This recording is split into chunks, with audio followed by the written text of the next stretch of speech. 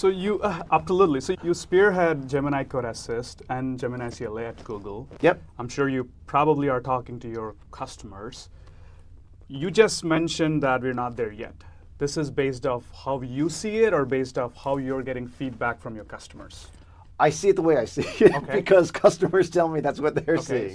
Okay. Yeah, I'll give you maybe another example here, right? So I was talking to a company in Berlin, I think they're Berlin based, called Delivery Hero. Okay. They were using Gemini CLI essentially to monitor critical errors in their production environment so that when their SREs got notified that there was a deployment failure of some kind, that Gemini CLI would effectively analyze all the critical errors, look back at the bill of materials, and provide some hypotheses about what might have gone wrong so that the SRE could quickly respond to it and recover from the failed deployment faster than they might have otherwise. Yep. This is so important, not just because it reduces the time of that you're down, but also if that deployment failure happened at 1 o'clock in the morning, you're groggy.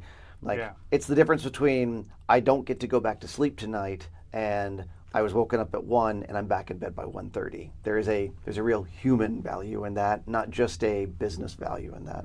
Sure. But in this case, again, this is an example of the agent that is providing information back to the engineer in order for the engineer to go take action. So many other times when I talk to organizations, when I talk to engineers, and they're asking the model to go do something on their behalf, and they've taken a risk. They've taken a calculated risk and said, hey, model, I don't care if you go not only make a code change, but go ahead and merge that code change, and maybe even, no one has actually that I know of deployed it yet automatically. Yeah. Sure, it's happened somewhere, but no one I've talked to. Yeah. When you allow it to go merge the code change without any human oversight, I'm sure you've spent time inside of, working with any Cursor, Windsurf, any of these others. You ask it to go make a code change. How often does it get it absolutely perfectly right the first time? Not the very first time. Yeah, not the first time. Yeah. It required, eventually you get there. Yeah. Eventually you get there. Absolutely. But you've got to give a couple corrective nudges along the way.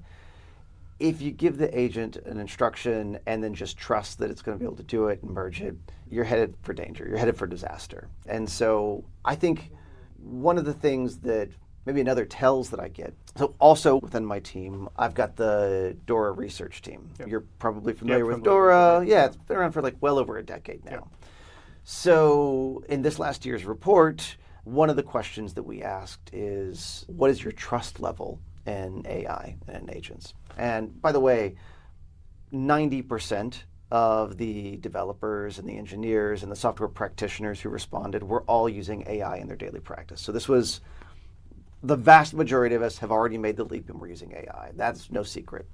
But of those, 30% of them had low or very low trust in AI. And what this tells me is we know that AI is not going to get it right on the first time. Even when we're there and we're present, it's not always possible to get it to do exactly what we want. We're still in a trust building phase with AI, and we're still in a kind of, I want to call it a reliability phase. And by that I don't mean uptime. I mean that it produces reliable and consistent positive outcomes.